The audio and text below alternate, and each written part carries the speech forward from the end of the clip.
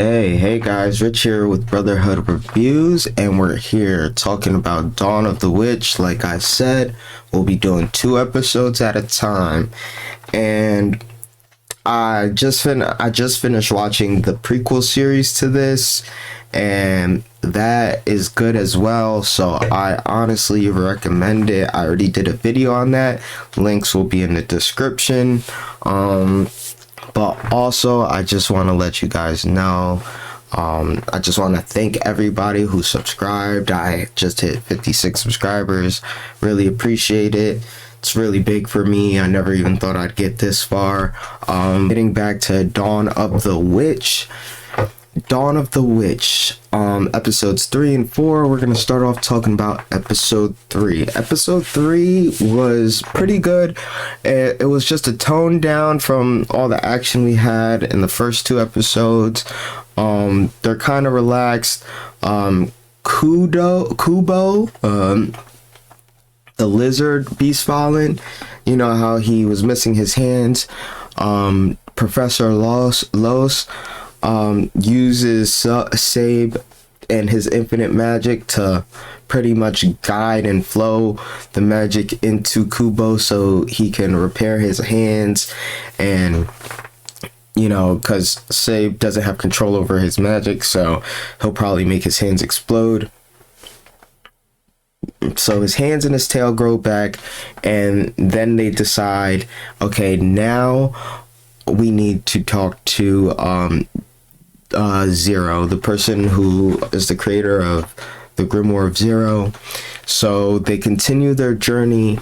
They find this little town where they can relax and bathe and get themselves together, and we have a little comedic thing between all of them.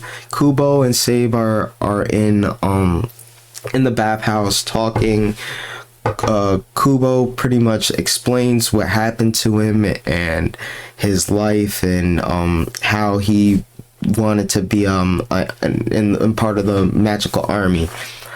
Pretty much he got saved by this guy called the Dragon King, and that made him pretty much like, okay, now I need to fight for this guy. And it's a very touching story because it was like in the midst of like a wartime, and his like, he was like pretty much enslaved, so like they like ran through the town. The whole town was destroyed. He was in a cage underneath a whole bunch of rubble. So it's like really sad, and like, you know what I mean, it's like, all right. But then, you know, the Professor Lowe's comes in, and they start freaking out like, yo, like you're female, get out of here. So they decide to leave, and then Hort is standing out the door, and she like freaks out, and Kubo pulls off Sob's towel and like, here, cover yourself up. And Hort looks at Sob and like, monster, and runs away.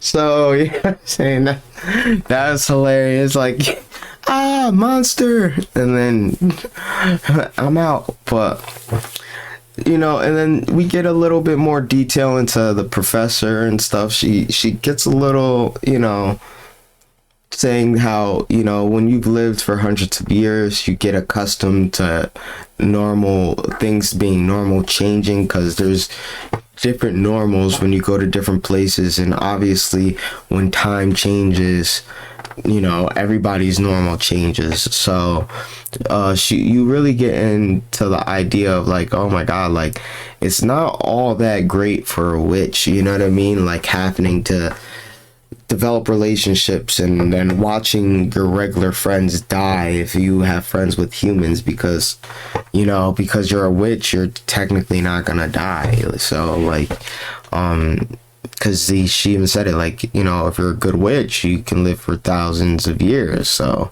it's just crazy. Well, hundreds, thousands, same thing. But now at the end of the episode, we meet this boy who's running in the forest away from Mercenary, and Mercenary pretty much is saying that he's gonna break his bones, this, that, and the third, and that he's not allowed to leave the thing, and So he hides, he uses magic, they try and hide in this little hole in a tree, but Mercenary can hear their heartbeats. He destroys the tree. Now, in the next episode, we find out that, Mercenary says, once the professor says, like, everybody run, I got this. He's like, oh, okay, you're actually, you know what I mean? You're somebody who's going to be an issue. So I only fight people I know I can win. I'm out. Just make sure the kid gets back to the town, because nobody's supposed to leave the town. And if you leave him out here, then it's up to me to do my job. And they pretty much find out that there's a witch there that's keeping them there, but keeping them safe. There was a family there that tried to escape, and nobody they didn't directly say that they were killed, but they said that they tried to leave, and that the witch that protects them isn't a bad person. They just have strict rules, and you have to follow those rules. You know what I mean? It's like when you're in high school. There's rules, and you have to follow them, or you're gonna get detention, man. Like, it is what it is. It is what it is. But other than that, oh yeah, so they pretty much, Professor Los pretty much says, like, all right, let's kill this witch. Let's just do it. We gotta let's free this town. This little town feels like they're in fear more than they're protected. So let's go kill him. Saw pretty much says he's gonna do it by himself.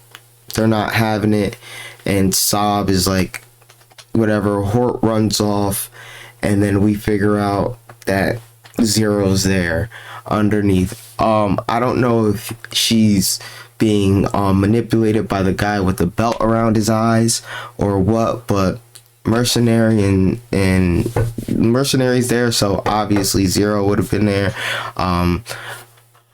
But like, that's pretty much all that happens. I'm not really sure what's gonna happen next. Well, they had the previews, but after that, I'm not really sure what's gonna happen next. Maybe it's gonna be a big team up, who knows? But it's only the fourth episode, so we have maybe 4 more to go. Now that'd only be 8 more to go. You know what I'm saying? So I hope to continue this with you guys. I hope you guys enjoyed it. I hope you guys are having a good day, time, night, whenever you guys are listening to this. Thank you guys.